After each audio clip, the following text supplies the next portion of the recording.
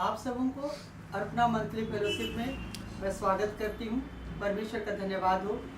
पिछले वर्ष परमेश्वर ने हम सबों की रक्षा रखवाली हिफाजती की और ये नया वर्ष उसने देखने का सुंदर अवसर दिया।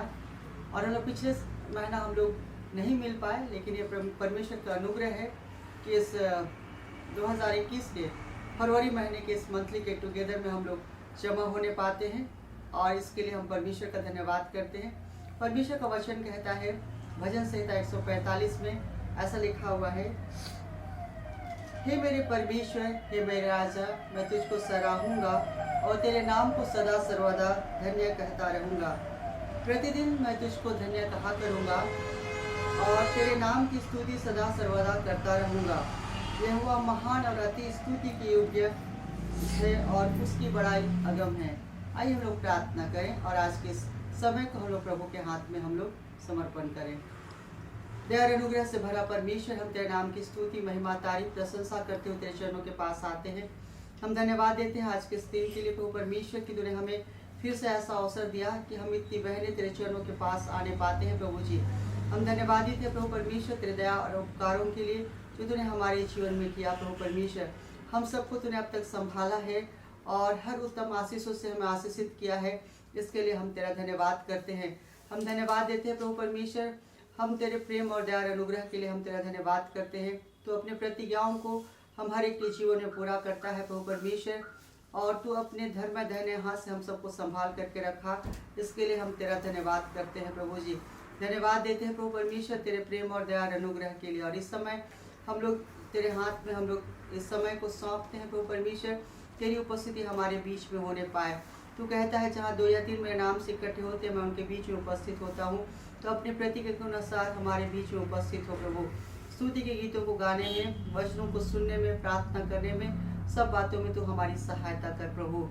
सारी बातों के लिए आदर और महिमा तुझे देते हुए ये दुआ मांगते हैं हमारे जीवित उद्धारकर्ता प्रभु यीशु मसीह के नाम से, आमीन। आइए हम लोग आराधना में जाएं और हम लोग कुछ गीतों को गाते हुए हम लोग परमेश्वर की आराधना करें। हमारा प्रभु यीशु मसीह महान परमेश्वर है और उसके जैसा कोई नहीं। और हम उस गीत को गाते हुए यीशु मसीह तेरे जैसा कोई नहीं, इस गीत को गाते हुए हम परमेश्वर की हम महिमा करेंगे। यीशु मसीह तेरे जैसा है कोई नहीं, तेरे चरणों में झुके आसमान और महिमा गाए जमीन। यीशु मसीह तेरे जैसा है कोई नहीं, तेरे चरणों में झुके आसमान और महिमा गाए जमीन। हम गाए होसना, तू राजाओं का है राजा, तेरी महिमा होवे सदा। तू है प्रभु हमारा खुदा। हम गाए होसना, तू राजाओं का है राजा, तेरी महिमा होवे सदा। तू है प्रभु हमारा खुदा। प्यारे पिता, तूने हमसे इतना प्यार किया, हमें पापों से बचाने को अपने बेटे को कुर्बान किया। प्यारे पिता, तूने हमसे इतना प्यार किया, हमें पापों से बचाने को अपने बेटे को कुर्बान किया। हम गाए होसना, तू राजाओं का है राजा, तेरी महिमा होवे सदा। तू है प्रभु हमारा आइए आराधना में हम लोग आगे जाएंगे और कुछ गीतों को गाते हुए हम परमेश्वर की आराधना करें। और रिवाइवल सॉन्ग से 520 गीत को हम लोग गाएंगे। तू प्यार का सागर, तू प्यार का सागर, सागर दया का तू है। तू प्यार का सागर, सागर दया का तू है। तेरे प्यार के सागर में हम तैरना चाहते हैं। तेरे प्यार के सागर में हम तैरना चाहते हैं। तू प्यार का सागर, सागर दया का तू है। तू प्यार का सागर, सागर दया का तू है। गहराई मिले सागर की, ऊंचाई मिले आसमां की। गहराई मिले सागर की, ऊंचाई मिले आसमां की। पर कोई नाप ना पाएगा गहराई तेरे प्यार की। पर कोई नाप ना पाएगा गहराई तेरे प्यार की। तू प्यार का सागर, सागर दया का तू है। तू प्यार का सागर, सागर दया का तू है। परमेश्वर होने पर भी तू मानव रूप धारण किया। परमेश्वर होने पर भी तू मानव रूप धारण किया। प्रभु तेरे इसी प्यार ने हमको दीवाना बनाया। प्रभु तेरे इसी प्यार ने हमको दीवाना बनाया।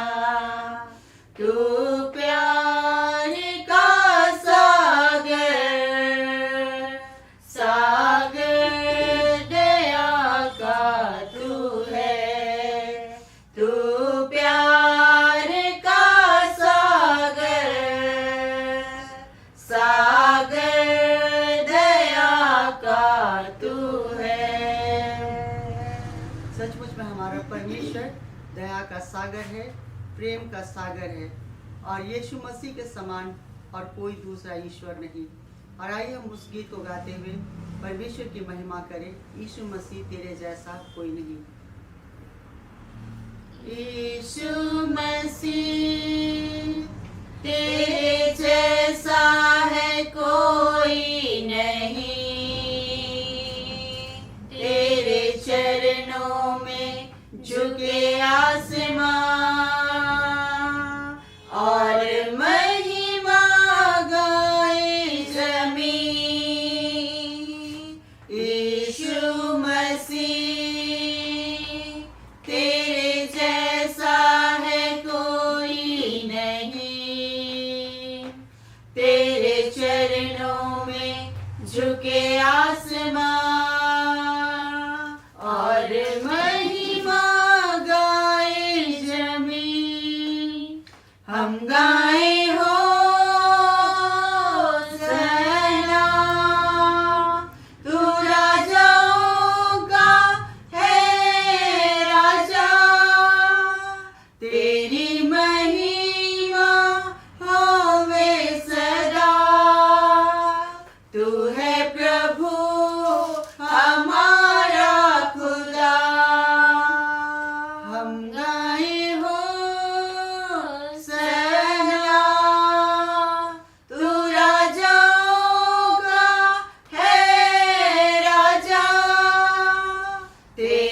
महिमा होवे सदा। तू है प्रभु हमारा खुदा। प्यारे पिता, तूने हमसे इतना प्यार किया, हमें पापों से बचाने को अपने बेटे को कुर्बान किया। प्यारे पिता, तूने हमसे इतना प्यार किया, हमें पापों से बचाने को अपने बेटे को कुर्बान किया। हम गाएं होसना, तू राजाओं का है राजा।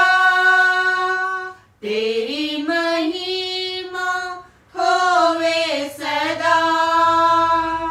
तू है प्रभु हमारा खुदा। हम गाए होसना, तू राजाओं का है राजा। तेरी महिमा होवे सदा। तू है प्रभु हमारा खुदा। Praise you, Lord. Thank you. धन्यवाद देते हैं परमेश्वर पिता, Thank you, Lord. तू हमारा महान प्रभु है, तू Amen, जीवित Lord. प्रभु है, Yes, तू सामर्थी Lord, परमेश्वर है, तू राजाओं का राजा है, Thank you, Lord तू प्रभुओं का Jesus. प्रभु, तू कभी ना बदलने वाला, Yes, आज Master. और कल और युगानुयुग एक सा रहने वाला परमेश्वर Yes, तू ही Lord है। Jesus. हम तेरे नाम की स्तुति, महिमा, तारीफ, प्रशंसा Lord करते हैं प्रभु जी, Jesus. Hallelujah. और हम सारा आदर, सारी महिमा तुझे देते हैं, क्योंकि तू स्तुति और प्रशंसा की योग्य Amen, परमेश्वर तू ही है Lord. प्रभु। Amen, Jesus. हम धन्यवाद देते हैं प्रभु परमेश्वर, तो हमारा ऐसा परमेश्वर है Worship जो you. अद्भुत युक्ति करने वाला पराक्रमी परमेश्वर है, Yes, और तू Lord. हमारा कभी ना बदलने वाला ईश्वर है। इसके लिए Yes, हम तेरा Master. धन्यवाद करते हैं Thank Prabhu you, ji. Lord. हम धन्यवाद देते तो अपनी प्रतिज्ञाओं को हम Yes. हर एक के जीवन में पूरा करने वाला परमेश्वर Yes, है प्रभु Lord जी। Jesus. हम धन्यवाद देते हैं तो अपनी प्रतिज्ञा के अनुसार हमारे बीच में उपस्थित है, इसके लिए हम Yes, तेरा Lord. धन्यवाद करते Yes, हैं। Jesus. सारा आदर, सारी महिमा की भेंट हम तुझे अर्पित करते Amen, हैं। Lord. और इस समय जब हम लोग वचन में हम लोग चाहते हैं प्रभु परमेश्वर, तो अपनी दासी को अपने सामर्थ्य से तो अभिषेक कर, और बोलने वाला तू ठहरे प्रभु परमेश्वर, Yes, ताकि Lord. जो वचन हम सुनते हैं प्रभु परमेश्वर, उसको हम लोग अपने जीवन में ग्रहण कर सके प्रभु जी, और उसके अनुसार हम लोग चल सके। ऐसा तो अनुग्रह कर प्रभु परमेश्वर। Yes, Lord. सारी बातों के लिए हम तेरा धन्यवाद करते हुए ये दुआ मांगते हैं हमारे जीवित उद्धारकर्ता प्रभु यीशु मसीह के नाम से, आमीन। आइए हम इसमें हम वचन में जाएंगे, और बहन ग्लोरिया आज के संदेश में हमारी अगुवाई करेंगी। Praise the Lord.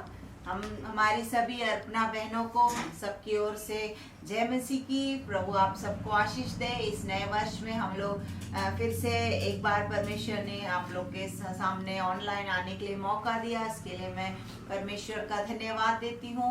परमेश्वर का धन्यवाद देती हूँ कि पिछले साल पूरे 2020 में परमेश्वर ने हम सबको संभाला। हर सुख में, दुख में, उतार चढ़ाव में, बीमारी में, समस्या में, हर चीज में परमेश्वर ने अपनी विश्वास योग्यता को हम सब बहनों के लिए, हमारी पूरी इस सेवकाई के लिए प्रकट किया। इसके लिए मैं परमेश्वर का धन्यवाद देती हूँ, और परमेश्वर का धन्यवाद देती कि हम सब ने परमेश्वर की नई नई आशीषों के साथ इस नए वर्ष में प्रवेश किया है। और मैं विश्वास करती हूँ कि हम सबको परमेश्वर इस नए वर्ष में और अधिक आशीष देने जा रहा है।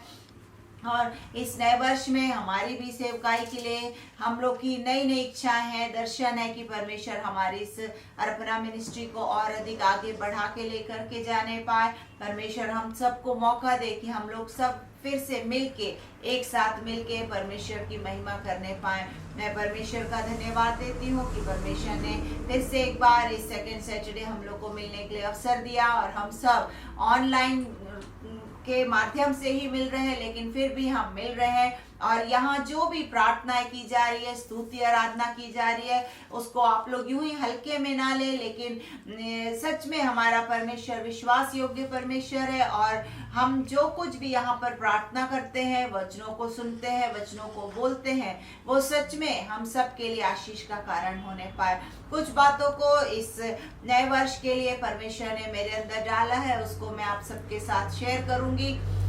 मैं परमेश्वर की 7 प्रॉमिसेस को, 7 प्रतिज्ञाओं को आपके साथ शेयर करूंगी, जो परमेश्वर ने मुझे आप सब से बांटने के लिए कहा, उसको मैं आप सबके साथ शेयर करूंगी। 7 प्रतिज्ञा हैं और इसको आप लोग, मैं बहुत सारे रेफरेंसेस है मेरे पास, लेकिन अगर आप लोग उसको नोट कर सकते हैं तो करिएगा।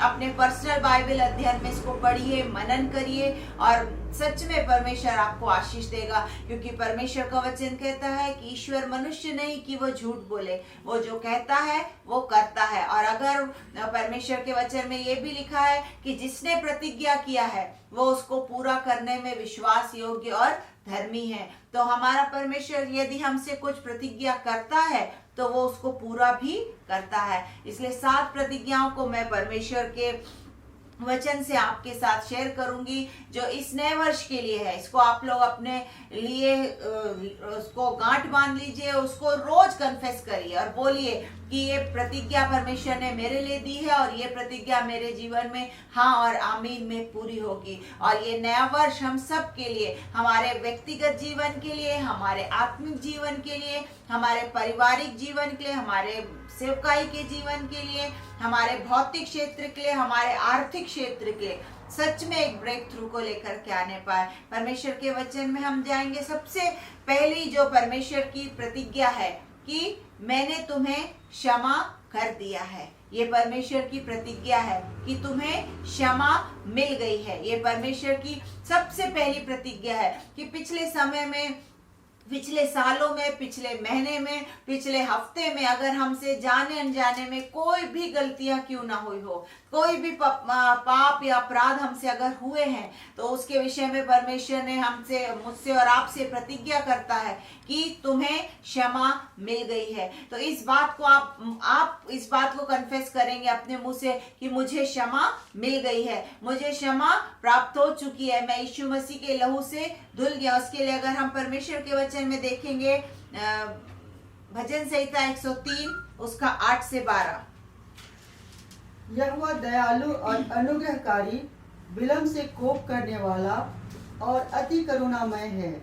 वह सर्वदा वाद विवाद करता ना रहेगा, ना उसका क्रोध सदा के लिए भड़का रहेगा। उसने हमारे पापों के अनुसार हमसे व्यवहार नहीं किया और न हमारे अधर्म के कामों के अनुसार हमको बदला दिया है। जैसे आकाश पृथ्वी के ऊपर ऊंचा है, वैसे ही उसकी करुणा उसके डरवैयों के ऊपर प्रबल है। उदयाचल अस्ताचल से जितनी दूर है, उसने हमारे अपराधों को हमसे उतनी ही दूर कर दिया है। आमीन। यहाँ परमेश्वर का वचन कहता है कि उसने हमारे पापों के अनुसार हमसे व्यवहार नहीं किया और न हमारे अधर्म के कामों के अनुसार हमको बदला दिया है, क्योंकि हमारा परमेश्वर हमारा क्षमा करने वाला परमेश्वर है और परमेश्वर ने हमें क्षमा दी है। एक और वचन हम पढ़ेंगे, रोमियो 8 उसका 1 वचन। रोमियो 8 उसका 1। सो अब जो मसीह यीशु में है, उन पर दंड की आज्ञा नहीं, क्योंकि वे शरीर के अनुसार नहीं वरन आत्मा के अनुसार चलते हैं। परमेश्वर का वचन कहता है कि अब जो मसीह यीशु में हैं, उनके लिए, कौन? जो मसीह यीशु में हैं, उनके ऊपर कोई भी दंड की आज्ञा नहीं है, क्योंकि परमेश्वर हमसे प्रतिज्ञा करता है कि हमें क्षमा मिल गई है। मैंने तुम्हें क्षमा दे दिया है, क्षमा परमेश्वर ने हमें दान में दिया है।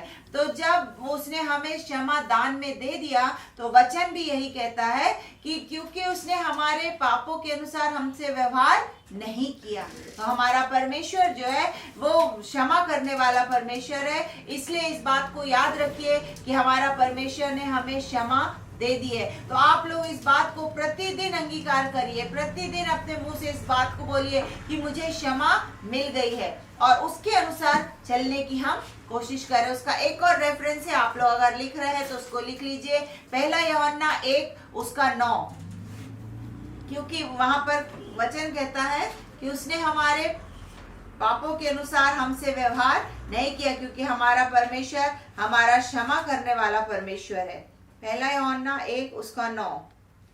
यदि हम अपने पापों को मान लें तो वह हमारे पापों को क्षमा करने और हमें सब अधर्म से शुद्ध करने में विश्वास योग्य और धर्मी है। परमेश्वर का वचन कहता है कि यदि हम अपने पापों को मान ले, इसलिए मैंने कहा कि पिछले दिनों में, पिछले साल में, पिछले महीने में, पिछले हफ्ते में, पिछले दिन में भी अगर हमसे कोई भी गलती हुई है, वचन कहता है कि यदि हम उसको मान लेंगे तो फिर उसके बाद यहाँ वचन कहता है मान ले तो वो हमारे पापों की क्षमा करने और हमें सब अधर्म से शुद्ध करने में विश्वास योग्य और धर्मी है। क्योंकि हमारा परमेश्वर कह रहा है कि जो उसने वो हमसे आज जो इस नए वर्ष के लिए प्रतिज्ञा कर रहा है कि मैंने तुम्हें क्षमा कर दिया है, तुम्हें क्षमा मिल गई है। इसलिए हम सब इस बात को प्रतिदिन बोले कि मुझे क्षमा मिल गई है। दूसरी प्रतिज्ञा जो परमेश्वर मुझसे और आपसे इस नए वर्ष के लिए करता है वो है कि तुम आजाद हो। हालेलुया।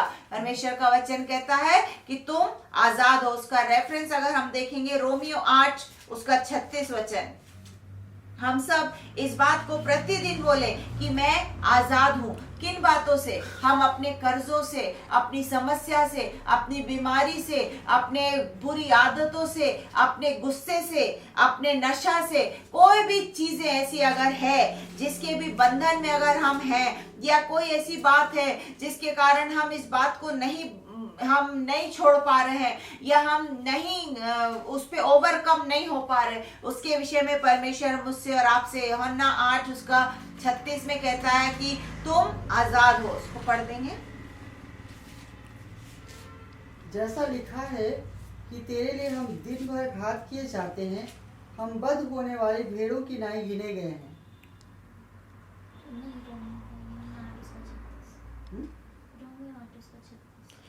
इसलिए यदि पुत्र तुम्हें स्वतंत्र करेगा तो सचमुच तुम स्वतंत्र हो जाओगे।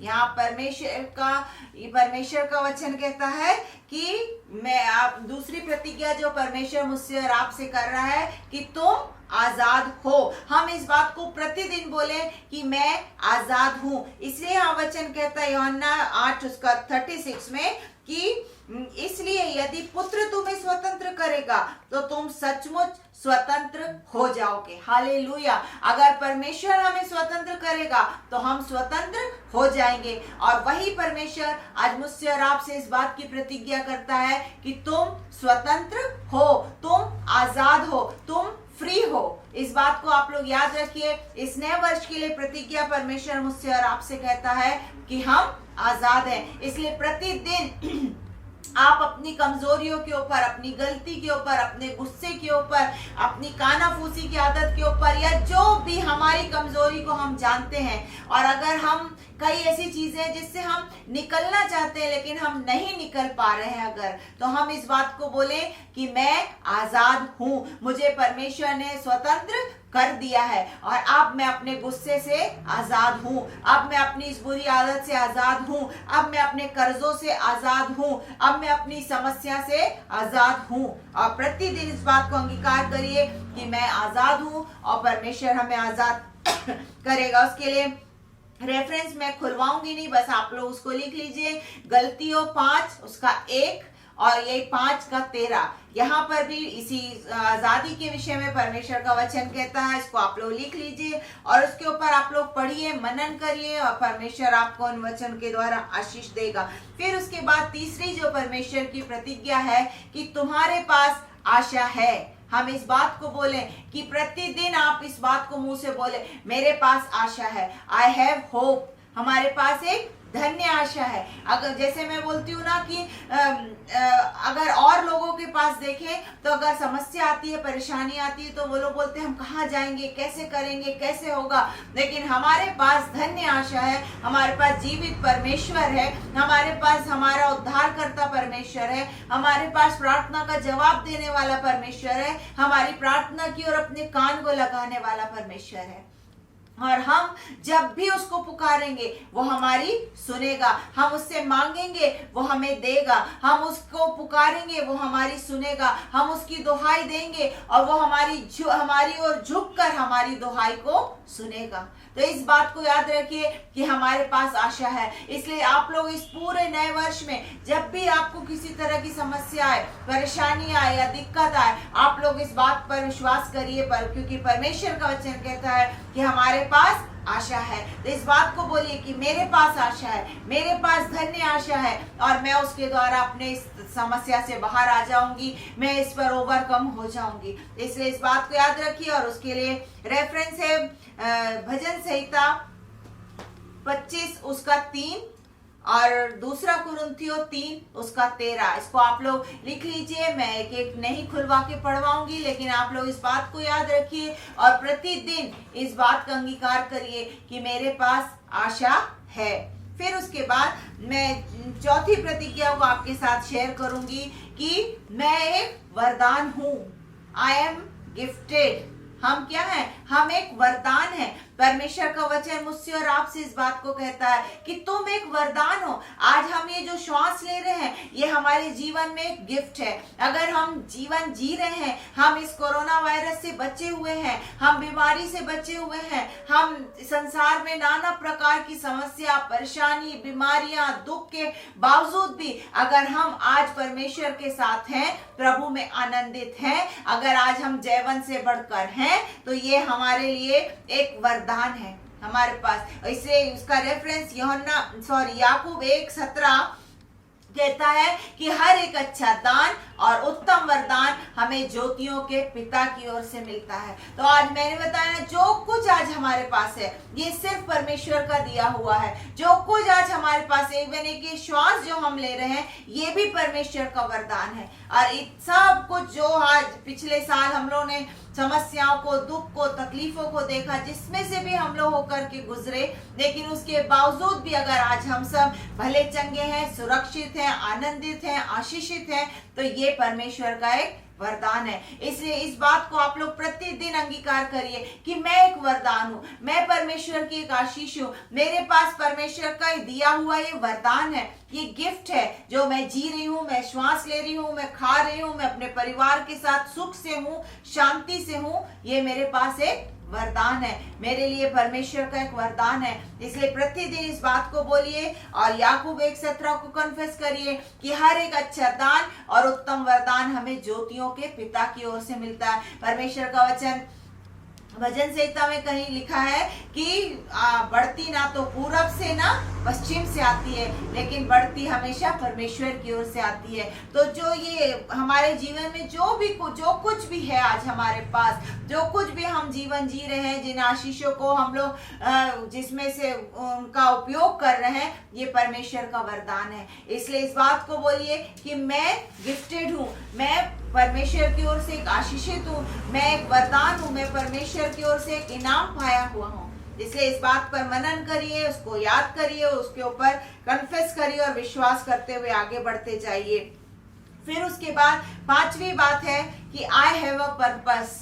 मेरे पास एक उद्देश्य है, मेरे पास जीने का एक उद्देश्य है। और हम सब, क्योंकि जैसे यीशु मसीह ने कहा कि मेरा भोजन पिता की इच्छा को पूरी करना है, यीशु मसीह के आने का उद्देश्य ही था। क्योंकि यूहन्ना 3:16 कहता है कि परमेश्वर ने जगत से ऐसा प्रेम किया कि उसने अपने इकलौते पुत्र को दे दिया, ताकि जो कोई उस पर विश्वास करे वो नाश ना हो परंतु अनंत जीवन पाए। तो ये परमेश्वर का उद्देश्य था कि कोई भी नाश ना हो परंतु हर एक लोग अनंत जीवन प्राप्त करें। जिसके पास भी, क्योंकि जिसके पास पुत्र है, वचन कहता है जिसके पास पुत्र है उसके पास जीवन है, जिसके पास पुत्र नहीं है उसके पास जीवन नहीं है। तो जिसके पास पुत्र है, उसके अगर हमारे पास यीशु मसीह है तो हमारे जीने का भी उद्देश्य है। हमारे पास उद्देश्य है कि यीशु मसीह जिस राह पे चला, हमको भी उसी राह पर चलना है। यीशु मसीह जैसे भीड़ को देख के तरस से भर जाता था, वैसे ही हम भी लोगों को देख के तरस से भरें, हम उनके लिए प्रार्थना करें। हम परमेश्वर से, अगर हम अपने जीवन के उद्देश्य को नहीं समझ पा रहे हैं, यदि नहीं देख पा रहे, तो हम इस बात को परमेश्वर से मांगे कि प्रभु मेरे जीने का कारण क्या, मेरा उद्देश्य क्या है। मेरे को अगर आपने इस स्थान पर रखा है तो उसका उद्देश्य क्या है। यदि आपने मुझे इस स्थान पे जॉब दिया है तो उसका किस उद्देश्य से दिया। आपने मुझे सेवकाई दी है तो किस उद्देश्य से दी है। तो इस बात को हम लोग समझने की कोशिश करें, परमेश्वर से मांगे इस बात को, और हम देखेंगे कि हम परमेश्वर के उद्देश्य को समझ सकेंगे और उसको पूरा भी कर सकेंगे। इसलिए हम इस बात की कोशिश करें। इसके लिए रेफरेंस लिख लीजिए, यिर्मयाह 29:11, नीति वचन 16 उसका 9 और रोमियो 8 उसका 28। तो 29:11 क्या कहता है कि जो कल्पना मैं तुम्हारे विषय करता हूँ वो हानि की नहीं वरन लाभ की है। और नीति वचन कहता है कि अपनी सारी कल्पनाओं को मुझ पर डाल दे।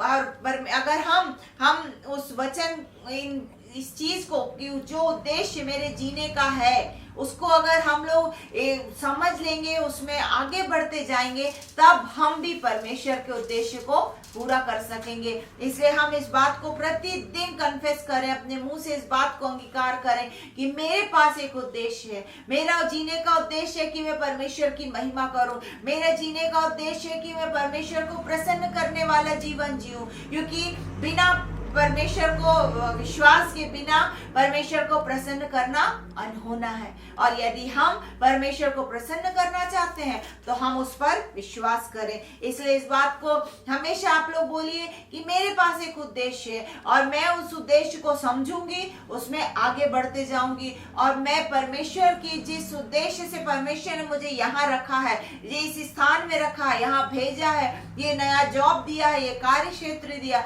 उसको मैं पूरा करने पाऊंगी। फिर उसके बाद हम देखेंगे और एक परमेश्वर की 6वीं प्रतिज्ञा, वो है आई एम वैल्यूएबल, मैं कीमती हूँ। हम सब कई बार अपने आप को बोलते हैं, अरे मैं तो धूल हूँ, मैं तो मिट्टी हूँ, मैं तो पापी हूँ, मैं गुनहगार। नहीं, अगर हम अपने आप को अभी भी धूल, मिट्टी, पापी, गुनहगार बोलते हैं तो हम यीशु मसीह के उस महान बलिदान को हम व्यर्थ ठहरा रहे हैं। हम उसके उस महान प्रेम को, जैसे अभी हमने देखा कि यूहन्ना 3:16 कहता है कि परमेश्वर ने जगत से ऐसा प्रेम किया कि उसने अपना इकलौता पुत्र दे दिया, ताकि जो कोई उस पर विश्वास करे वो नाश न हो। मेरे लिए परमेश्वर ने अपने इकलौते पुत्र को दिया, मुझे बचाने के लिए परमेश्वर ने अपने इकलौते पुत्र को दिया, क्योंकि मैं कीमती हूँ, मैं उसकी दृष्टि में वैल्यूएबल हूँ। हम साधारण नहीं है, क्योंकि हमारा परमेश्वर एक्स्ट्राऑर्डिनरी परमेश्वर है और हम उस एक्स्ट्राऑर्डिनरी परमेश्वर की संतान है।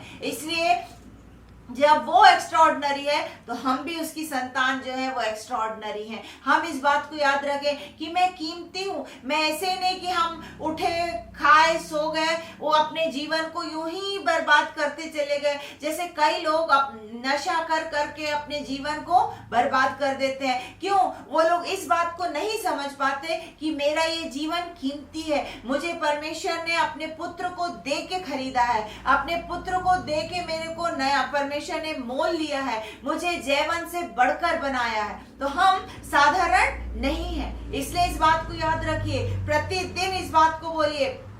क्योंकि अगर हम देखेंगे दूसरा पतरस उसका 2:9 में कि हम क्या हैं, हम राजपदधारी याजकों का समाज है, हम परमेश्वर की निज प्रजा हैं, हम उसके चुने हुए वंश हैं, हम उसकी निज प्रजा हैं। इसलिए परमेश्वर ने हमको उस अंधकार में से ज्योति में लेके आया कि हम उसके गुण को प्रकट करें, हम उसके गुण प्रकट करें। तो हम उसके गुण कब प्रकट कर पाएंगे? जब हम इस बात को याद रखेंगे कि मैं उस एक्स्ट्राऑर्डिनरी परमेश्वर की बेटी हूँ, मैं भी एक्स्ट्राऑर्डिनरी हूँ, मैं परमेश्वर की दृष्टि में अनमोल हूँ।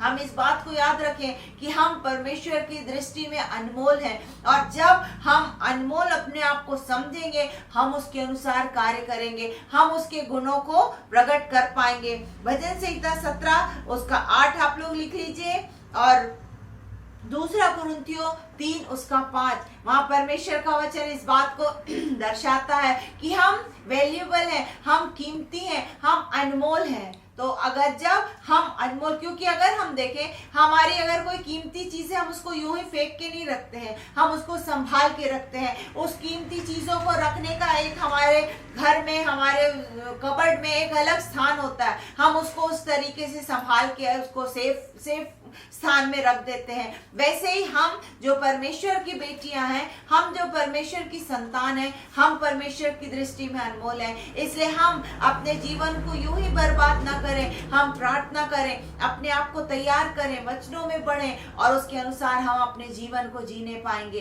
तो इसलिए हम इस बात को याद रखें और प्रतिदिन इस बात का अंगीकार करें कि मैं परमेश्वर की दृष्टि में अनमोल हूँ, मैं कीमती हूँ। और उसके बाद 7वीं और अंतिम प्रतिज्ञा है, आई एम ब्लेस्ड, मैं आशीषित हूँ, क्योंकि हमारा परमेश्वर ने हमें आशीषित ठहराया। उसके लिए वचन 1-2 पढ़ देंगे। भजन संहिता 31 उसका 1 और 2,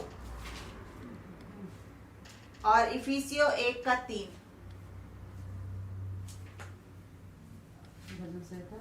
31 का 1 और 2। हे यहोवा, मेरा भरोसा तुझ पर है, तुझे कभी लज्जित होना ना पड़े। तू अपने धर्मी होने के कारण मुझे छुड़ा ले, अपना कान मेरी ओर लगाकर तुरंत मुझे छुड़ा ले। और इफिसियों 1 और 1 का 3, स्वर्गीय स्थानों में इफिसी 1 का 3। हमारे प्रभु यीशु मसीह के परमेश्वर और पिता का धन्यवाद हो कि उसने हमें मसीह में स्वर्गीय स्थानों में सब प्रकार की आशीष दी है। यहाँ परमेश्वर का वचन कहता है कि हमारे प्रभु यीशु मसीह के परमेश्वर और पिता का धन्यवाद हो कि उसने हमें मसीह में स्वर्गीय स्थानों में सब प्रकार की आशीषें दी है। तो परमेश्वर ने हमें आशीषित ठहराया है, परमेश्वर ने हमें आशीष दी है कि हम उसकी दृष्टि में और लोगों की दृष्टि में हम आशीषित हो। इसलिए इस बात को रोज अंगीकार करिए कि मैं आशीषित हूँ, मैं धन्य हूँ, मैं आशीषित हूँ, क्योंकि परमेश्वर का वचन कहता है कि शायद यिर्मयाह 17 में कि धन्य है वह पुरुष जिसने परमेश्वर पर भरोसा रखा है। तो यदि हम परमेश्वर पर भरोसा रखते हैं, हम धन्य कहलाएंगे। हम परमेश्वर पर विश्वास करेंगे तो हम धन्य कहलाएंगे, क्योंकि जैसे ही मैंने बोला कि बिना विश्वास के परमेश्वर को प्रसन्न करना अनहोना है। और जब हम परमेश्वर को प्रसन्न करेंगे, वो हमें आशीषित करेगा, वो हमें हर प्रकार की सब उत्तम आशीषों से परमेश्वर हमको परिपूर्ण करेगा और अपने लिए हमको आगे लेकर के चलेगा। इसलिए हम इस बात को याद रखें कि हम परमेश्वर की ओर से, जब परमेश्वर ने हमें आशीषित ठहराया है तो हम आशीषित हैं। प्रतिदिन इस बात को आप लोग अंगीकार करिए कि मैं आशीषित हूँ, मुझे परमेश्वर ने आशीषित ठहराया है, मैं हर बात में धन्य हूँ, मेरा आना धन्य है, मेरा जाना धन्य है। अगर हम व्यवस्था विवरण 28 को अगर हम पढ़ेंगे, वहां पर हमारे लिए बहुत सारी चीजें धन्य के रूप में लिखी है कि धन्य हो तू भीतर आते समय, धन्य है तू बाहर जाते समय, धन्य हो तेरी संतान, धन्य हो तेरी कटौती, धन्य हो तेरी भूमि की उपज। तो ये सारी चीजें परमेश्वर हमें आशीष के रूप में दिया है। तो इसलिए हम परमेश्वर की दृष्टि में और मनुष्यों की दृष्टि में हम आशीषित हैं। इसलिए आप सब, हम सब प्रतिदिन इस बात को बोलेंगे कि मैं आशीषित हूँ, मैं परमेश्वर की दृष्टि में आशीषित हूँ, मैं लोगों की दृष्टि में आशीषित हूँ, मेरा घर आशीषित है, मेरा धन दौलत आशीषित है, मेरा अन्न जल आशीषित है, मैं किसी के लिए प्रार्थना करूंगी वो आशीष पाएगा, मैं किसी को वचन सुनाऊंगी वो आशीष पाएगा। इस बात को हम प्रतिदिन बोलें और इस बात के लिए स्मरण रखें कि मैं आशीषित हूँ, मैं ब्लेस्ड हूँ, मुझे परमेश्वर ने आशीष दी है, किसी मनुष्य ने नहीं, लेकिन मुझे परमेश्वर ने आशीष दी है। इसलिए इस पूरे वर्ष हम इन प्रतिज्ञाओं के साथ चलें। सबसे पहली प्रतिज्ञा कि हमको क्षमा मिल गई है, फिर दूसरी बात कि मैं आजाद हूँ, तीसरी बात कि मेरे पास आशा है, चौथी बात कि मैं एक वरदान हूँ, मैं गिफ्टेड हूँ परमेश्वर की ओर से, पांचवी बात कि मेरे पास एक उद्देश्य है, मेरे पास एक पर्पस है, फिर मैं अनमोल हूँ, परमेश्वर की दृष्टि में कीमती हूँ, और सातवीं और अंतिम प्रतिज्ञा परमेश्वर की कि तुम आशीषित हो, आई एम ब्लेस्ड। रोज इस बात को बोलिए कि मैं आशीषित हूँ, मैं परमेश्वर की दृष्टि में आशीषित हूँ, मेरे हाथों का कार्य आशीषित है, मेरा खाना बनाना आशीषित है, मेरा किसी के लिए प्रार्थना करना आशीष का कारण है, मेरे लिए किसी को वचन सुनाना आशीष का कारण है, किसी के लिए भले कामों को करना, जैसे परमेश्वर का वचन कहता है कि परमेश्वर ने हमें भले कार्यों के लिए चुना है। तो अगर जो कुछ भी हम भलाई के काम कर रहे हैं वो भी हमारे लिए आशीषित है। इसलिए इस बात को याद रखिए कि हमारा परमेश्वर प्रतिज्ञाओं को पूरा करने में विश्वास योग्य और धर्मी है। इसलिए आइए हम सब अपनी आंखों को बंद करेंगे और प्रार्थना में जाएंगे और इन सारी प्रतिज्ञाओं के लिए हम परमेश्वर का धन्यवाद दें कि परमेश्वर ने हमसे इस नए वर्ष के लिए इन सारी प्रतिज्ञाओं को किया है। और इस बात को याद रखें कि हमारा परमेश्वर प्रतिज्ञा को पूरा करने में विश्वास योग्य है। जरूरत है हमको विश्वास करने की, जरूरत है हमको उस विश्वास में आगे बढ़ने की, ताकि हम देखेंगे कि सच में इस नए वर्ष में हम प्रतिदिन अपने उद्देश्य को समझेंगे। हम इस बात को याद रखेंगे कि मेरा जीवन एक वरदान है। हम इस बात को याद रखेंगे कि मैं आशीषित हूँ। आइए हम अपनी आंखों को बंद करेंगे और प्रार्थना में जाएंगे। Thank you Jesus, hallelujah. धन्यवाद यीशु, धन्यवाद धन्यवाद धन्यवाद धन्यवाद के साथ पिता परमेश्वर यीशु मसीह के सामर्थी नाम से आपके चरणों में आते हैं। आपका धन्यवाद देते हैं आपके प्रेम के लिए, आपके अनुग्रह के लिए पिता, आपकी विश्वास योग्यता के लिए आपका धन्यवाद देते हैं प्रभु। आपके नाम को ऊंचा उठाते हैं और आपकी महिमा करते हैं पिता। आपने अब तक हम सबको संभाला, सुरक्षित रखा, आशीषित किया, इसके लिए हम आपका धन्यवाद देते हैं प्रभु जी। इस सेकंड सैटरडे में हम सबको फिर से एक बार आपने मिलके आपके स्तुति आराधना करने के लिए, वचनों को सुनने के लिए अनुग्रह दिया, उसके लिए धन्यवाद देते हैं। आपकी सारी प्रतिज्ञाओं के लिए धन्यवाद देते हैं, जो प्रतिज्ञा आपने हम सब से की है प्रभु। हम इन प्रतिज्ञाओं के लिए आपका धन्यवाद देते हैं और हम सबको अनुग्रह दीजिए कि प्रतिदिन इन प्रतिज्ञाओं को कन्फेस करने पाए, इस पर विश्वास करने पाए, इसमें बने रहें और बढ़ते चले जाए पिता। आपका धन्यवाद देते हैं प्रभु। सारी हमारी सरपना सेवकाई को हम विशेष करके आपके हाथों में सौंपते हैं प्रभु। नेशनल डायरेक्टर को आपके हाथों में सौंपते हैं, हेड ऑफिस को आपके हाथों में सौंपते हैं, जितने स्टेट्स में प्रभु ये अर्पणा सेवकाई चल रही है उन सब को हम आपके हाथों में सौंपते हैं प्रभु। आप संभालिए, आप चलाइए और आप बढ़ाइए परमेश्वर, और आप आशीषित करिए प्रभु जी। आपका धन्यवाद देते हैं और हम सब बहनों को आप अनुग्रह दीजिए कि प्रतिदिन प्रभु आपके प्रेम में बढ़ते चले जाए और बहुतों के लिए आशीष और उन्नति का कारण होने पाए पिता।